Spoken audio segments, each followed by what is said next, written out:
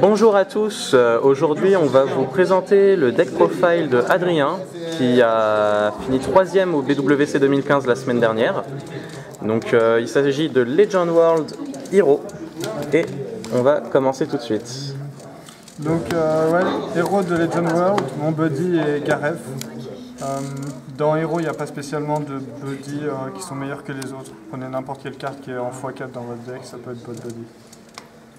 Donc, au niveau des monstres, on commence par 3 Oberon. C'est vraiment une des grosses forces du deck. Dès que tu as 7 héros dans le cimetière, tu annules tous les effets des monstres de l'adversaire. Et dont le plus important étant Soulguard.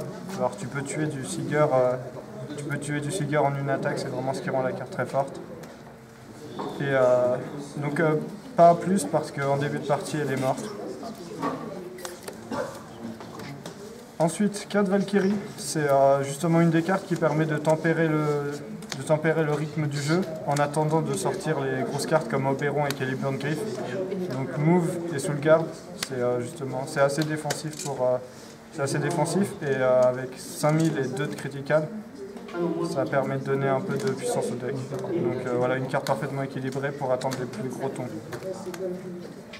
Kazlatorog, c'est juste une des meilleures cartes de Legend World, donc il n'y a vraiment pas de raison de s'en priver. Même si dans Hero des fois il faut le call au centre, sur le côté, ce qui n'est pas très optimal, ça reste quand même très fort et il ne faut pas hésiter à s'en débarrasser juste après et uniquement l'avoir call pour les 2 de gauche qui donnent. Un Miseria, parce que la carte est cheatée, ça m'a permis de voler des parties pendant le BSL, donc on prend toujours. 4 Merlin, donc encore une carte qui justement accélère la drop pour atteindre les chiffres clés. Et ça peut vous donner du quart d'avantage, mais ça c'est pas mal basé c'est un peu basé sur la chance, des fois ça peut vous tuer des parties. Mais sans priver, on perd vraiment beaucoup de se priver d'une carte comme celle-là. Il faut 4. Gareth, c'est une sorte de mini Valkyrie size 1 qui n'a pas de Soulguard mais qui n'a pas de coup. Donc une autre carte pour retarder pour tempérer la game. 4 Alvidol, donc ça c'était l'idée d'Alban. Et le principe c'est juste tu calls Merlin, tu actives son effet, tu discardes Alvidol et tu payes un de gauche et Alvidol va immédiatement repayer le prix de Merlin. Donc si grâce à Merlin tu réussis à récupérer 2 cartes de ton deck, tu fais immédiatement un +2 grâce à ce combo. Donc c'est vraiment puissant. Et en fin de partie, ça peut toujours permettre d'attaque avec Oberon. Ouais. Un countdown, parce qu'il peut se retrouver de manière aléatoire dans ton cimetière et des fois tu peux dire tiens, tant mieux, j'ai justement besoin d'une carte en plus, d'une attaque en plus. Donc une fois et pas plus. Au niveau des spells, donc 2 Scorn of the Goblin, c'est pour pouvoir bloquer, on n'en met pas plus parce que ce n'est pas héros. 4 Sphéragarde, donc la gauche en plus est vraiment importante. Et après ça peut aussi éviter le Penetrate, ce qui est toujours sympa. 4 Holy Grail, donc c'est le meilleur counter de Legend World pour le moment. Et en plus elle est héros, donc il n'y a vraiment pas de raison de ne pas la jouer, pas en abuser. 2 Heroic Spirit, parce que la carte est héros, donc tu peux toujours la récupérer avec Merlin. Et avec des cartes comme Valkyrie et Oberon, ça rend vraiment la carte plus puissante parce qu'avec Valkyrie elle a Soulguard, donc même si la puissance du monstre adverse dépasse les 6000, la carte va survivre et va ensuite permettre de faire une contre-attaque à 8000.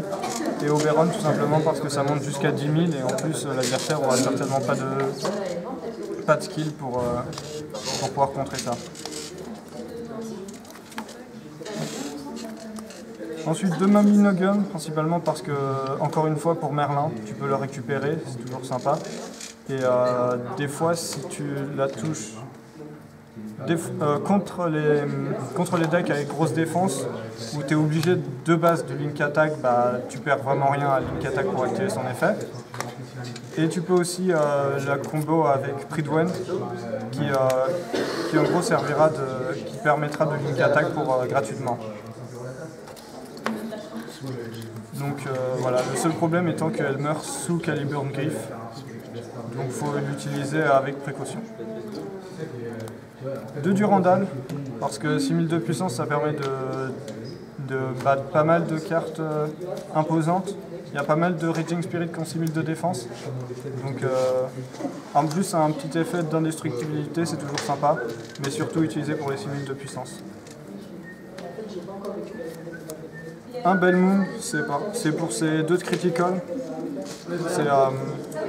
Elle a aussi un effet qui lui permet de détruire les dragons quand elle attaque. Et ce qu'il faut savoir, c'est que j'attaque avec la carte, puis j'active son effet et après il y a moyen de counter.